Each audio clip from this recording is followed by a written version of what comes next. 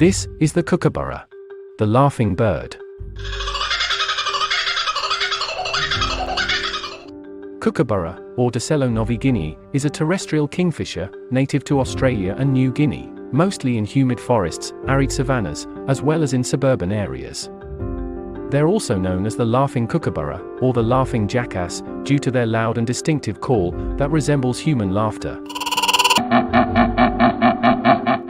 They can grow up to 47 centimeters or 19 inches, and weigh around 300 grams or 11 ounces. They are almost exclusively carnivorous, and their diet mostly consists of mice, insects, and small reptiles. Their laughing call is so iconic that it's being used widely in filmmaking, television productions, Disney theme park attractions, and even in several video games, including World of Warcraft, Battletoads, and Lineage 2.